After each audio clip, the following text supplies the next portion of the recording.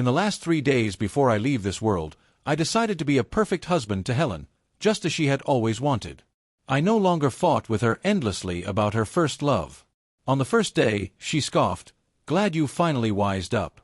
If you'd been like this sooner, everyone would be happy."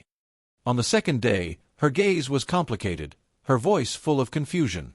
"Leo, why aren't you angry?" I smiled faintly. "Isn't this what you've always wanted?" Before reconnecting with the system, Helen and I had already been in a cold war for a week. "Host, you've finally decided to leave, haven't you?" The system's voice sounded almost gleeful. I didn't blame it. When I successfully won over Helen years ago and decided to stay, the system had tried to persuade me otherwise. Based on my years of experience, those who stay never end well, it had warned. But I had been overly confident in the unbreakable love between Helen and me and resolutely refused. Now, I smiled bitterly. "How much time do I have left?" "It could be as soon as 3 days." I nodded, deciding to cherish this time and spend it well with Helen. After the system left, I took out my phone and called Helen. It was the first time we had contacted each other in a while. But the call was repeatedly declined. I kept calling mechanically. Finally, Helen's annoyed voice came through. "Leonardo, can you stop?" My heart, already resigned, still felt a sting. Ignoring her tone, I asked, "Helen, are you coming home for dinner tonight?" After a moment of silence, she scoffed. "I'll come back if you lower your proud head and apologize to Santiago first." A week ago, Helen had helped her first love, Santiago, celebrate his birthday. Santiago posted a photo on social media. "With you by my side, I'll never envy anyone else." In the photo, Santiago was making a wish with his hands clasped. Surrounded by luxurious gifts, Helen stood behind him. In the warm glow of candlelight, they looked so happy. Mutual friends commented about what a great love they had. Santiago responded with a shushing emoji. I liked the post and commented, "Lucky you, having my wife with you." Minutes later, the post was deleted. Helen called me immediately, yelling, "Leonardo, are you insane? It's Santiago's birthday and you just had to ruin it for him." Santiago spoke softly. "Helen, don't blame Leo. I was just showing off that you were with me on my birthday." Helen comforted him gently. "It's not your fault. He's just being petty and taking it out on you." Her tone turned cold toward me. "But he overestimated himself. Nothing is more important than your birthday." Each word was like a knife. I clenched my fists in anger and sneered. "Right, of course. Your first love's birthday is more important than our wedding anniversary." Helen paused, then lowered her voice and asked, "Today is our anniversary?" But before I could answer, Santiago's voice came through the receiver again. "Leo, I'm sorry. It's all my fault. I'll apologize to you in person." Whatever guilt Helen had felt vanished instantly. She comforted Santiago and continued scolding me. "It's just an anniversary. We can celebrate it any year. But this is Santiago's first birthday since he came back. Can't you be a bit more generous, Leonardo?" I told her clearly that I couldn't. Then I hung up. Deep love and stable emotions can never coexist, something Helen never understood. The ice cream cake with 2 little figures kissing slowly melted, staining the inscription of our 7th anniversary. I picked up the cake and threw it in the trash. A new message notification popped up on my phone. It was another taunt from Santiago's secret social media account. "Leonardo, I told you before, if Helen ever had to choose, she'd always choose me. Do you believe it now? Just hours ago, I didn't. But now, it was a fact. Helen didn't come home that night. When I woke up, she was having breakfast in the dining room. Seeing me, she gave me a cold look and said, 'Come with me to the office later and apologize to Santiago. He couldn't sleep all night because of your comment.' I scoffed. 'I'm not going.' I've never heard of the rightful spouse apologizing to the side piece." "Leonardo, why do you have to be so harsh?" She slammed the table. "Santiago is just my secretary. He's lost everything. Can't you show some compassion?" I smirked at her. "A secretary you've slept with?" Helen's expression changed. She threw her bowl to the floor, shattering it. I just watched her. Disappointment piled up in my heart. How did Helen end up like this? If you're going to be so stubborn, she spat, then let's separate for a while. She slammed the door on her way out. She didn't come back for a week. I spent sleepless nights, my heart aching. Meanwhile, Santiago's secret account continued to update. On a business trip to Bali with the boss. Haha, the boss knew I liked little cakes. I thought she'd say it's silly for a guy to like sweets. The boss looks amazing in a bikini. I didn't argue anymore, just quietly saved the screenshots. When something has gone bad, it's best to throw it away. This morning, Santiago's post announced that they had returned from Bali. Helen's voice continued through the receiver. Leonardo, did you hear me? Snapping out of my thoughts, I answered, all right. The noisy background on her end suddenly went quiet. A few seconds later, Helen asked again, what did you say? I forced a smile. I said I'll apologize to Santiago. For the last 3 days, I'll do everything you ask. Then I'll leave you forever. I followed the location Helen sent me.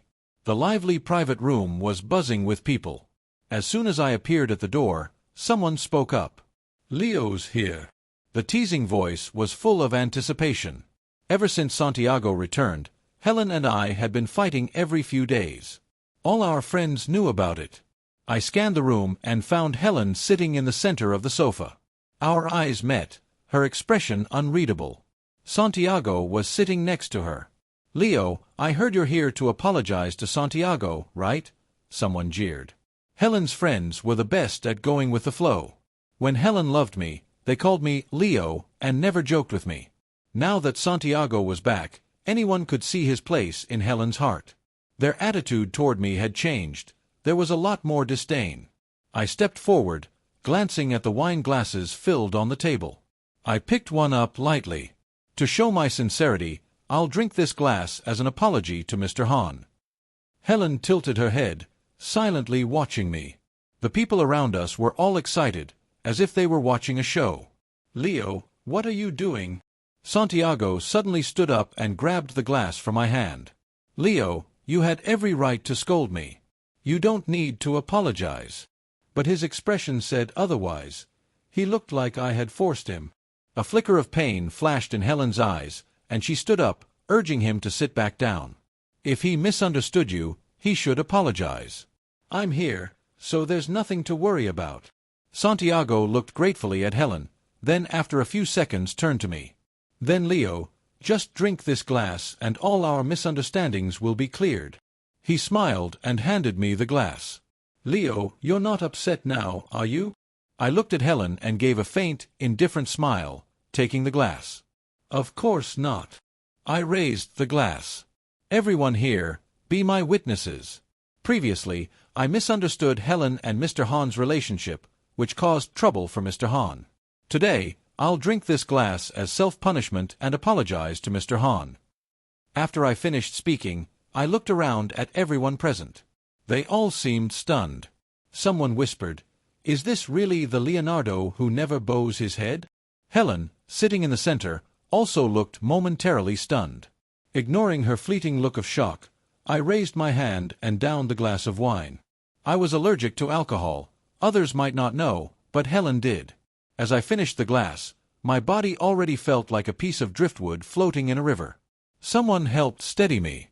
"Leo, don't drink any more." Her face swam before me, and I struggled to recognize her. It was Helen's friend Luciana. She seemed to be the only one who hadn't joined in the mocking. "Thank you," I whispered to her. I then tried to look up and ask Helen if this apology was enough. But I saw Santiago quickly give a look to the others.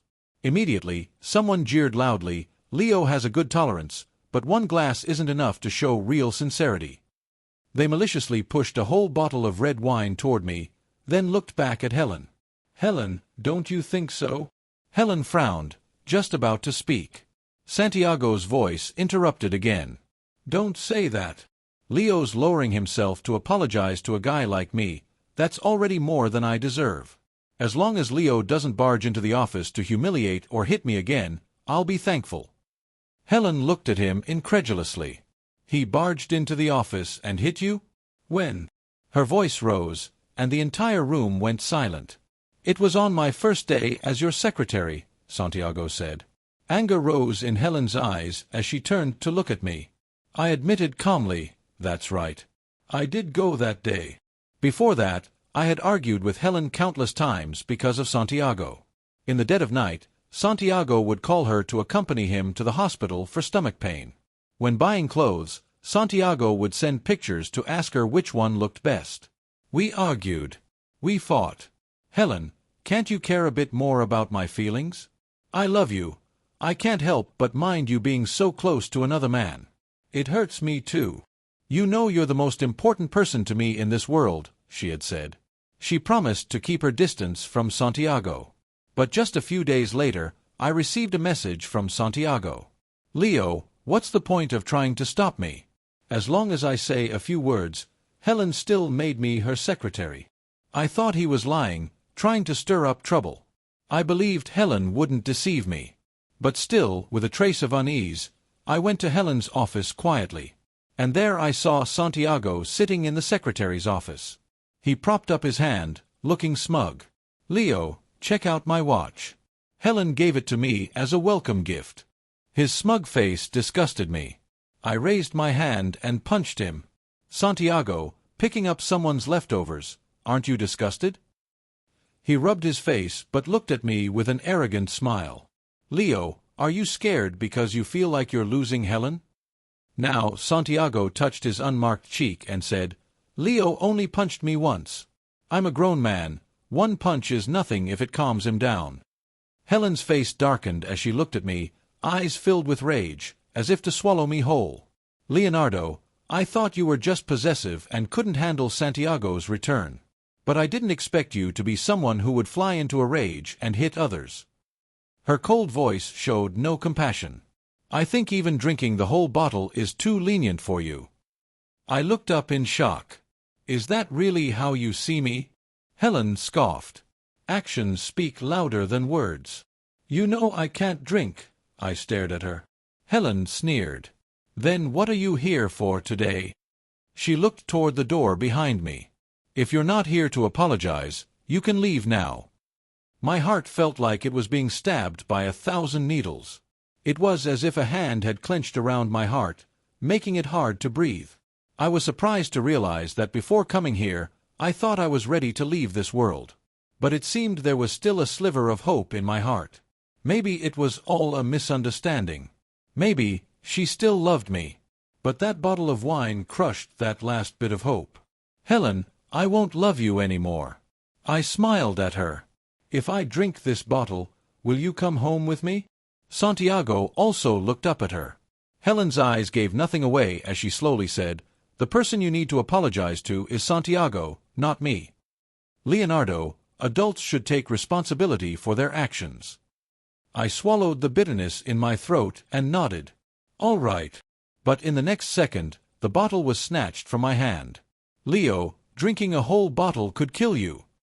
Helen pursed her lips, ignoring her, and just looked at me. Leonardo, the choice is yours. I'm not forcing you. My heart had already been shattered into pieces, and now I didn't even feel the pain.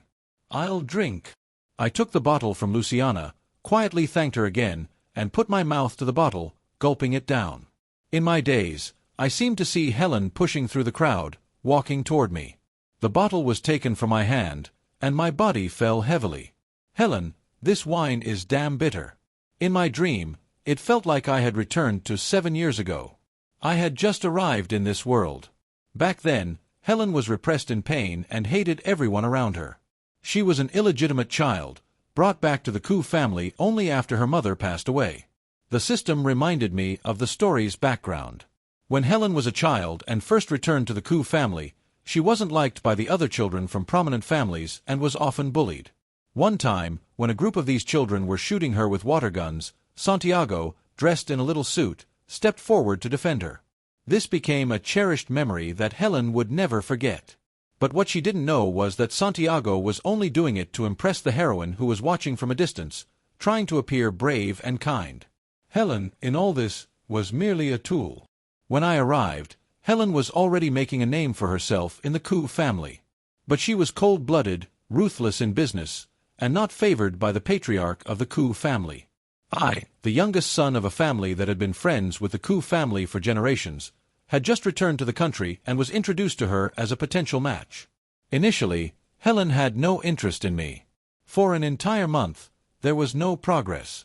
Then one day, I attended a landmark negotiation on behalf of my father, and Helen was there as well. At the dinner, an important figure deliberately made things difficult for me, insisting that I toast each person at the table. After one glass, my body started itching, red rashes slowly appearing. As I lifted the second glass to my lips, someone reached out and stopped me. It was Helen. She took the glass from my hand and smiled faintly at everyone. The Koo and Jean families are close. I'll take the remaining toasts on Leo's behalf. Amid the clinking glasses, she subtly shifted the conversation away from me and leaned in to whisper, "If you're allergic to alcohol, I suggest you quietly leave now and take some medicine. I'll cover for you." I paused and looked up at her, but her eyes had already brightened as she smoothly joined the conversation with everyone else, confident, poised, completely at ease. In that moment, I knew I had fallen for her. I began deliberately showing up around her, slowly softening her sharp edges, helping her build a closer relationship with the Koo family patriarch. I also used connections from the Jean family to help her secure one contract after another, increasing her influence within the Koo family. Our joint efforts left footprints across the globe.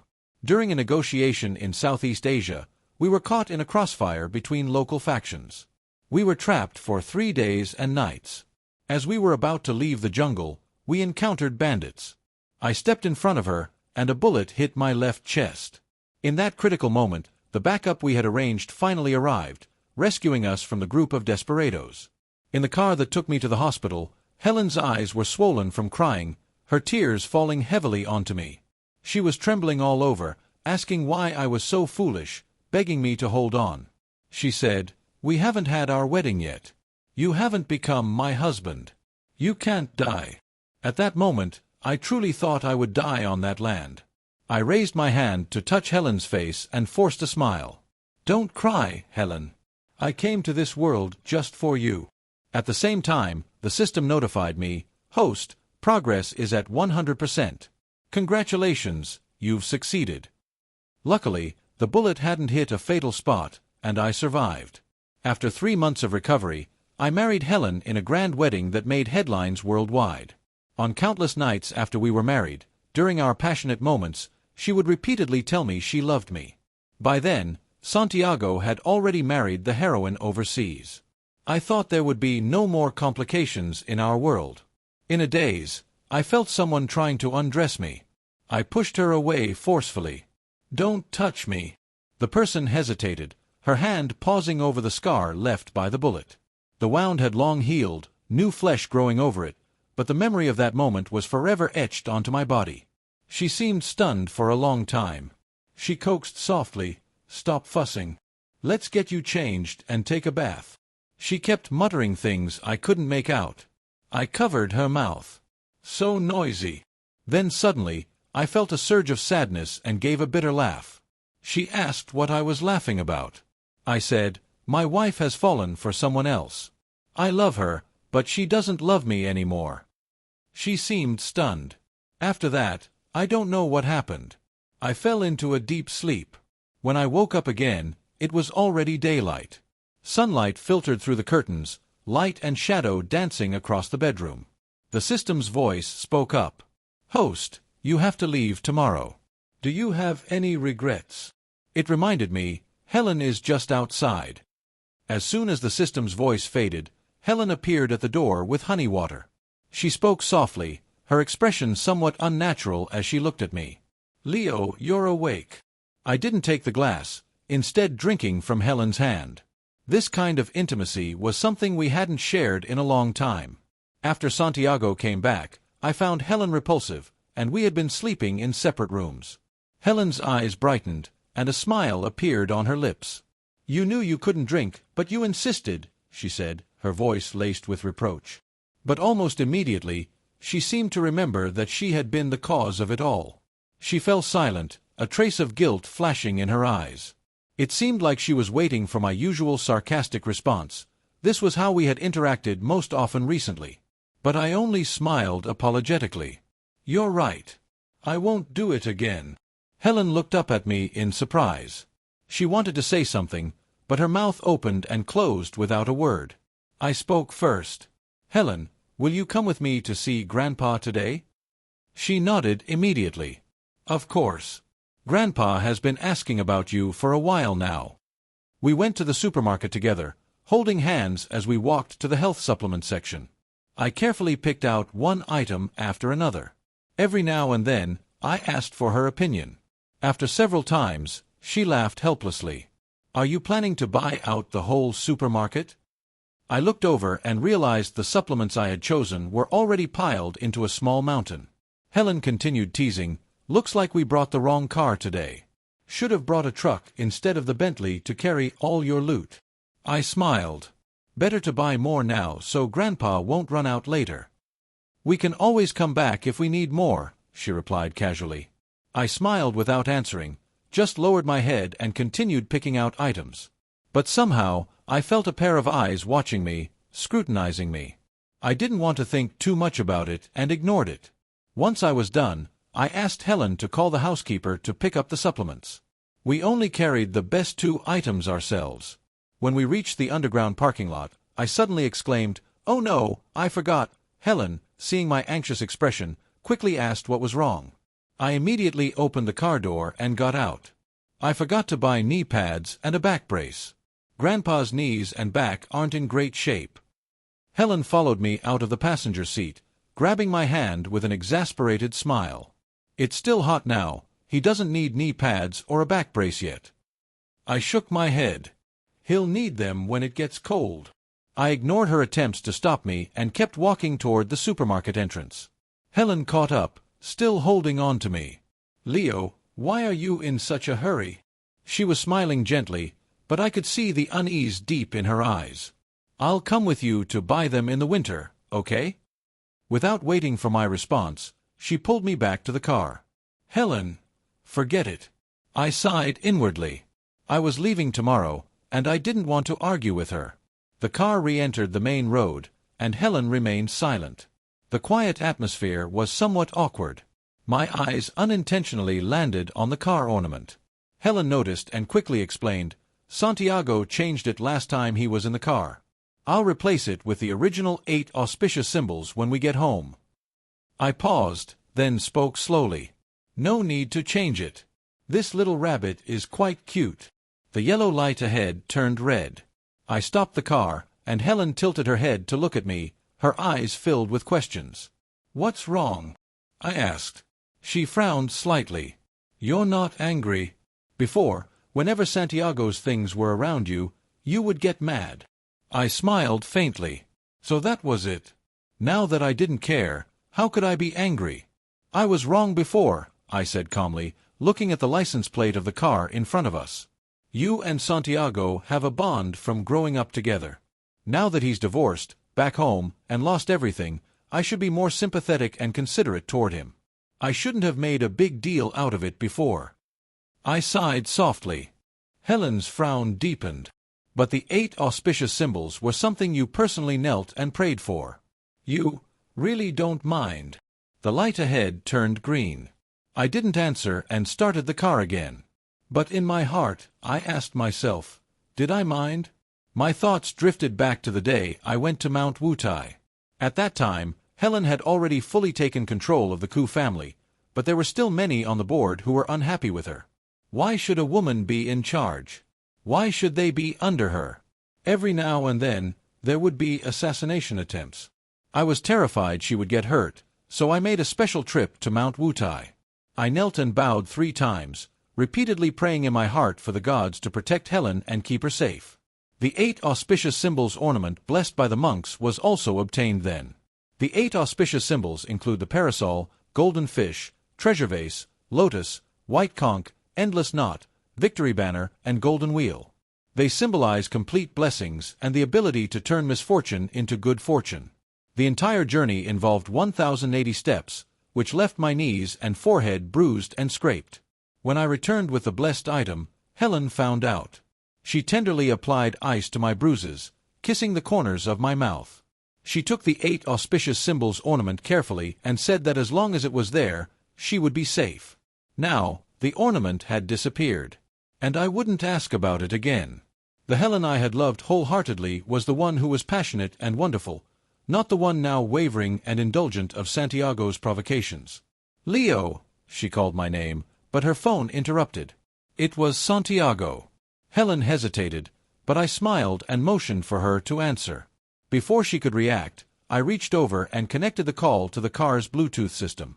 "Helen," Santiago's voice came through. Helen looked at me awkwardly.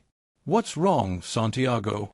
"Helen, I stepped on a nail, and it pierced my foot. I can't stand up right now. Can you take me to the hospital?" He shifted the camera angle. In the video, there was indeed a nail sticking out of Santiago's foot, but it wasn't deep. I couldn't help but chuckle. He would go to any lengths to get Helen's attention. Hearing my laugh, Santiago's voice became deliberately anxious. "Helen, is Leo there too? Am I bothering you too?" He lowered his voice. "I'm sorry, Helen. I didn't mean to. You know I have no family here anymore. Forget it. I'll handle it myself." On screen, Santiago pretended to try to pull the nail out, only to wince dramatically in pain. "Don't move." Helen placed her hand on the car door handle instinctively, wanting to get out. But in the next moment, it was as if she remembered something. She spoke gently to Santiago. "Leo and I have some things to take care of right now, so I can't come. I'll call Luciana to go over." I looked at Helen in surprise. The video call ended. Helen blinked awkwardly. "Why are you looking at me like that?" Before I could answer, a sarcastic laugh escaped me. So she knew how to say no. She could see through Santiago's little tricks. Then what had all our arguments and her repeated defenses been for? Seeing I wasn't answering, she dialed Luciana's number on her own, asking her to check on Santiago. Luciana shot back, "Girl, I can help you with other things, but I can't do this. Just seeing that green tea guy makes me sick. You always pity him, but his misery isn't Leo's fault. Don't blame me for not warning you. If you keep letting him lead you by the nose, you'll end up really hurting Leo one day." The system suddenly spoke. "Host, this Luciana is a true friend." The unexpected voice startled me, and I almost crashed into the car in front of us. Helen was the one who steadied the steering wheel, preventing the crash. I instinctively thanked her. She looked momentarily surprised, then said, "Leo, we're husband and wife. No need to be so formal." I composed myself. I need to focus on driving. Just as we were about to reach the Koo family estate, Helen's phone rang again. It was Santiago. Helen showed a flash of irritation as she answered. "What now?" Her cold tone seemed unfamiliar to Santiago. He was silent for a few seconds. "Helen, are you really not going to help me?" We were almost at the old estate. Helen looked conflicted. I smiled at her. "Go see Santiago first. He's hurt and needs someone with him." She looked at me sadly. "You need someone too." "Helen," Santiago's voice suddenly rose. "You promised me when we were kids that you'd always be there whenever I needed you. Did you forget?" Helen's body stiffened, and she instinctively looked at me. I chuckled indifferently. "We're not far from Grandpa's. You drive, and I'll take a cab." Helen wanted to say more, but I was firm. She agreed to go to Santiago but insisted on taking me to the estate first. When we arrived at the entrance, she stopped. "Leo, how about you go see Grandpa first, and I'll be back soon." I watched her get into the driver's seat and start the car without wasting a second. The shadow of her car grew smaller and then disappeared from my sight. "Helen, goodbye." My phone vibrated with a notification. It was a private message from Santiago. "Leonardo, do you think relying on that old man will keep Helen? You've lost." I typed calmly. "Are you sure?" I had leaked today's schedule with Helen to Santiago. Him calling on the way was also part of my plan. Even though this same scenario had played out countless times, I didn't mind one more. When I leave this place, it will deepen Helen's guilt and regret. From her reaction earlier, it was clear she still had feelings for me. Maybe if I had asked her to stay today, she would have ignored Santiago and stayed with me. But that late awakening disgusted me. I wanted to see whether she would still be so confident after today.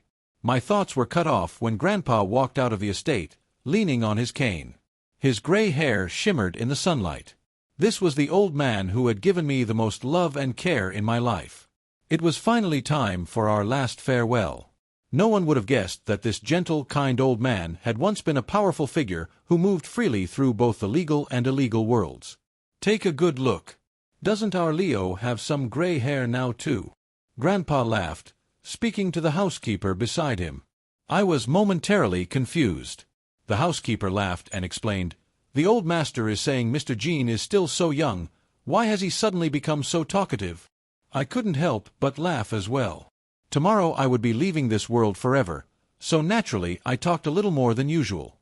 I hadn't expected the old man to tease me about it. Night gradually fell. By the time I was preparing to leave, Helen still hadn't shown up. Grandpa cursed a few times and immediately ordered the housekeeper to call her and summon her back for a scolding. The system chimed in, "Don't worry, host. I've blocked Helen's phone." Sure enough, the housekeeper shook his head helplessly. Grandpa's anger flared even more. "Find out where she is immediately." Seeing how furious he was, I quickly patted his back to calm him. He looked at me with concern. "How long has she been ignoring you like this?" I gave a bitter smile and shook my head. "No, Grandpa. Helen's just busy today." "You're still defending her?" Grandpa became even angrier. I knew that the more magnanimous I appeared now, the harsher Helen and Santiago's punishment would be tomorrow. After all, everyone in the Koo family knew Grandpa favored me far more than Helen. After settling Grandpa into his room, the system explained, "Host, Helen didn't mean not to come. I blew out her car tires." It paused, then added, 3 cars in a row. I refused Grandpa's offer to have someone drive me. "Helen will be here soon. Tell Grandpa not to worry." Then I slowly walked out of the estate. According to the plan between the system and me, shortly after leaving, I would be intercepted by robbers and killed. As the cold blade pierced my abdomen, the system detached my consciousness from my body. Bright red blood streamed down the knife, staining the asphalt beneath me a deep, dark color. Thankfully, I felt no pain. The system manipulated my phone and dialed Helen one last time. She didn't answer. In the nights that followed, she would replay this moment again and again. How she abandoned me for Santiago, how she failed to answer my final desperate call, losing her last chance to save me. When the robbers realized they had killed someone, they panicked and fled. Minutes later, my phone vibrated. Wife calling. Wife calling. But no one would ever answer again. My body lay twisted unnaturally, ribs and knees shattered. Wanting to leave no trace, the robbers slashed me more than a dozen times. The system couldn't bear to watch and covered my eyes. "Sorry, I might have gone too far," it said. I shook my head. "It's fine. Otherwise, how would Helen be haunted by this forever?" The phone continued buzzing relentlessly. I watched in silence. The system had told me that on my last day in this world, I would exist as a soul. 2 hours later, Helen followed the phone's GPS signal and found my body. The sight froze her completely. She reached out in disbelief, her trembling hand checking my breathing. The emptiness that hit her made her whole body shake, and she collapsed to the ground. The system sneered, "Humph, what's the point of looking so regretful now? Leo, wake up." She sobbed uncontrollably, pressing her hands against my wounds. But there were too many, and the blood had long since drained away. Even though my soul had already left my body, the jagged cuts still made my heart ache. Helen tried to lift me, attempting to carry me to the hospital, but she couldn't manage it. "Bring the car here," she screamed. The housekeeper Grandpa had sent to search for me rushed over with the car, but when he saw my condition, he gasped. "Mr. Jean, he's badly hurt." The system and I sat in the back seat, watching as Helen floored the accelerator, running red lights one after another. The housekeeper, terrified, kept begging her to slow down, but she snapped back at him every time. On the way to the hospital, all the specialists from the Koo family's private hospital were summoned. She placed me onto a hospital bed, her eyes red as she warned them, "This is my husband. I don't care what you have to do. Save him." The specialists, all over 40 years old, took turns trying, but in the end they could only shake their heads in despair at my lifeless body. One of them gently advised, "Miss Koo, it might be better to find a good mortician to ensure Mr. Jean looks presentable." "What did you say?" Helen's swollen eyes widened in disbelief. "You haven't even tried resuscitating him. How dare you declare him dead? If Leo can't be saved, you'll all pay with your lives." Under her authority, the specialists reluctantly moved me to the ICU and made futile attempts. The system covered its ears. "Host, she's lost her mind." I was almost amused, but my smile vanished when a sudden commotion broke out. Grandpa had arrived. His hunched body trembled violently, his cane slamming against the floor. How could you make Grandpa bury his own grandson?" My eyes burned with tears. I whispered softly, "Sorry, Grandpa. I broke my promise. I won't be able to visit you again." The next moment, Grandpa hurled his cane at Helen. "It's all your fault." He pointed at her with a trembling finger, fury filling his voice. "I just found out you've been spending time with that Han boy." Leo was heartbroken, yet he still defended you in front of me. He staggered toward Helen and slapped her. "Do you think you're worthy of Leo? Have you forgotten that he's not only your husband but also the one who saved your life?" Those words nearly left the elderly man breathless.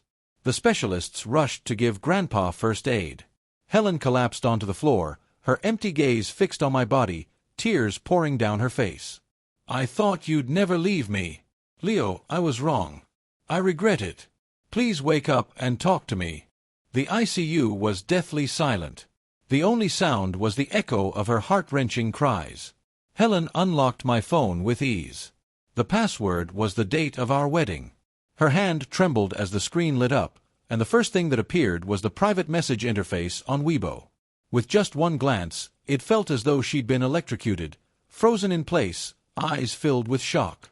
She slowly scrolled. Santiago's provocations and insults over the past few months unfolded one by one, not a single word missing. In that instant, Helen's world completely collapsed. She saw how the indulgence she once gave Santiago had transformed into countless venomous snakes, biting into her husband. Her phone vibrated again, this time from WeChat. She switched screens. It was a message from my personal doctor. "Mr. Jean, why haven't you come in for follow-up treatment recently?" She scrolled upward and soon found the diagnosis confirming I had severe depression. Diagnosis: extreme emotional distress, complete lack of vitality, frequent feelings of helplessness and despair, suicidal ideation, significant sleep disturbances. Helen stared at the date. It felt familiar. Suddenly, she remembered, it was the day Santiago joined Koo Corp as her secretary. The doctor had asked, "Why do you feel this way?" Leonardo had replied, "My wife's first love came back. She often leaves me for him and argues with me. She wasn't like this before." A few minutes later he added, "I think she might not love me anymore." Helen slowly closed her eyes. Tears soaked the front of her clothes. Her mouth opened and closed as if she were struggling to speak. Bitterness flooded her throat. After a long time, her voice finally emerged. Leo, I'm sorry. I love you. I'm sorry for making you endure so much pain." Tears streamed from my eyes as well. My soul was gradually fading. I looked at the system and saw in its eyes that my time in this world was coming to an end.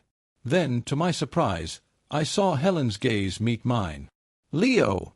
She reached frantically into the empty air, trying to hold me back, trying to stop me from leaving. I gave her a bitter smile. "Helen, I have no final words for you, and I won't accept your apology."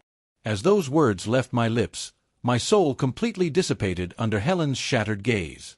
When I woke up again, I was lying in a hospital bed. The orphanage director, my foster mother, was crying tears of joy. "Leo, you're awake."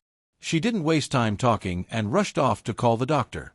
That was when I remembered that in my original world, I had died saving someone. My soul had entered the book Transmigration Bureau. The director explained that anyone who died saving another person was granted a chance to be reborn. All I had to do was complete the mission assigned during transmigration, and I could return to my original world. In reality, people called this a medical miracle. My transmigration mission was to win over the obsessive supporting character, Helen. After I recovered and was discharged, I returned to the orphanage and continued working as the deputy director. I had been abandoned here as a baby and stayed as I grew up, helping raise more children.